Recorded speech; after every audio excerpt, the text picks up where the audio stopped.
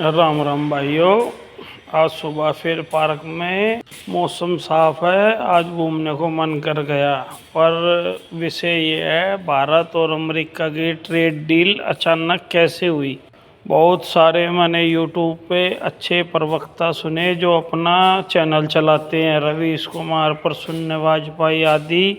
बस एक ध्रुव राठी रह गया था, उसको भी सुन के वीडियो में बातें करने को मन कर रहा था। अचानक ही भारत अमेरिका की ट्रेड डील होना, यह एक समझ में नहीं आया। पिछले 2 साल से काफ़ी उतार चढ़ाव चल रहे थे जी। मैं यूँ कहा करते कि प्रधानमंत्री का भाषण भी सुना, किसानों, मछुआरों और सबके हित की रक्षा करेंगे, लेकिन अचानक ही अमेरिका 0% पर ट्रेड करेगा और भारत जो सामान बेचेगा 18% टैक्स लेगा अमेरिका। फ़ायदा किसका होगा और व्यापार घाटा किसका होगा, ये तो सब समझ आता है।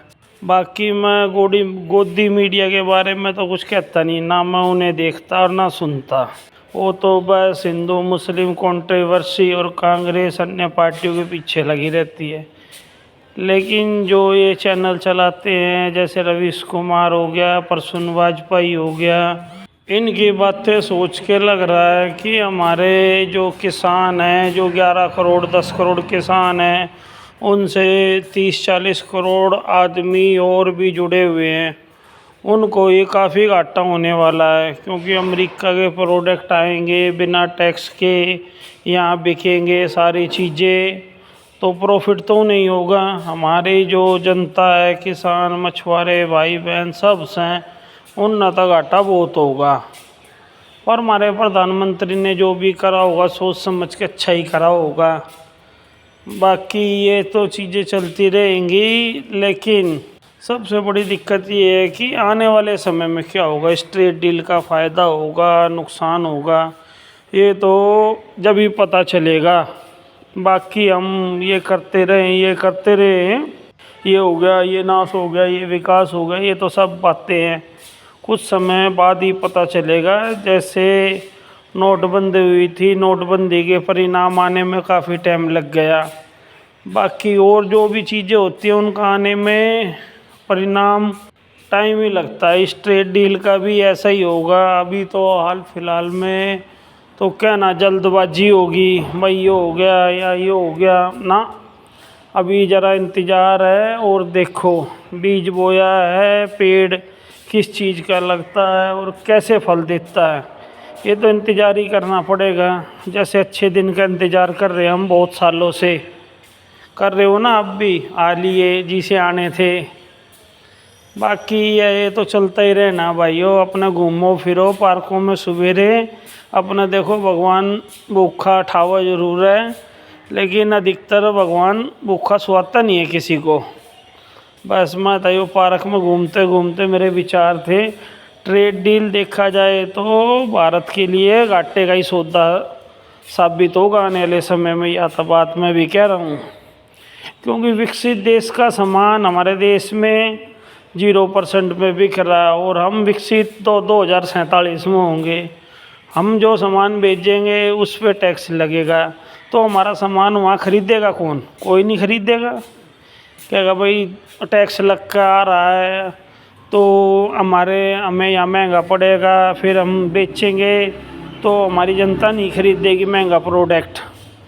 ऐसे ही जब भारत 50% टैक्स लेता था तो अमेरिका सामान महंगा होता था, उसको बहुत ही कम आदमी खरीदते थे। अब जब वो 0% पर आएगा तो सारी जनता जो भी होगी वो अमेरिकन आइटम ही खरीदेगी। जो हमारे देश में सामान बनता है और जो भी करा जाता है, उगाया जाता है, बनाया जाता है, तो उस पर सरकार टैक्स लेगी 28%, 40%, 5% जो भी होगा।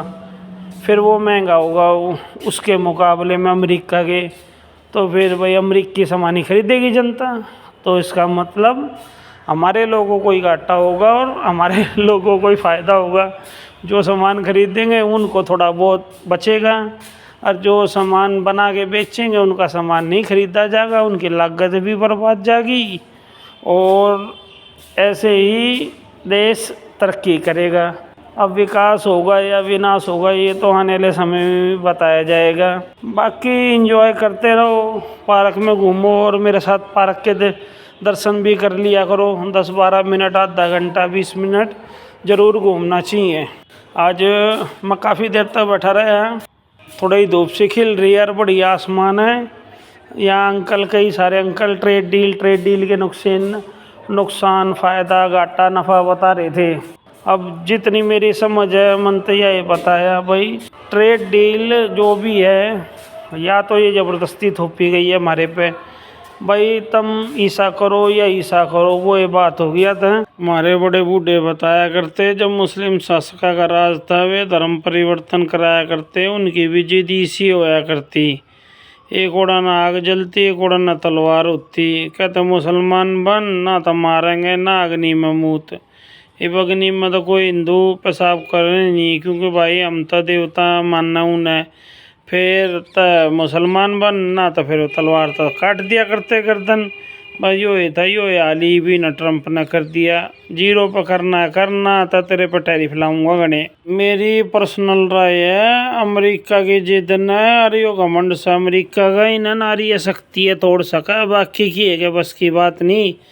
जैसे थोड़ी बात बताता हूँ, इंदिरा गांधी थी, जब पाकिस्तान गैला अमेरिका अपने जहाज लेकर आया था, हमने तो सुना ही है, ता खड़ा जवाब दे दिया था, तू भी आ जा, तन्ने भी देख लेंगे।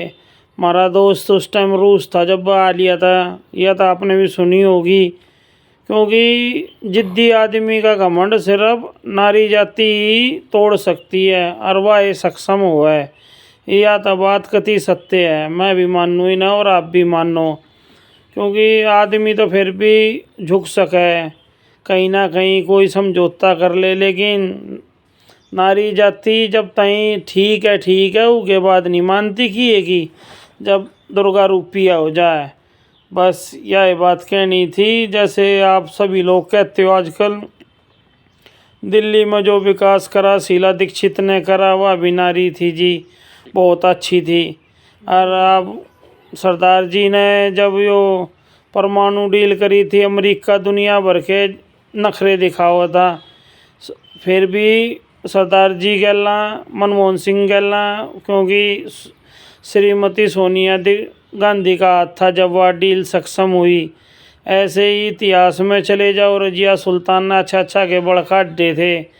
बाकी नारी जाति के हाथ में ही हमारे देश की बागडोर और के क्या शीर्ष नेतृत्व होना चाहिए, तभी देश का विकास हो सकता है। मन तक खूब देख लिया, आपकी जो राय है कमेंट्स में ज़रूर बताना।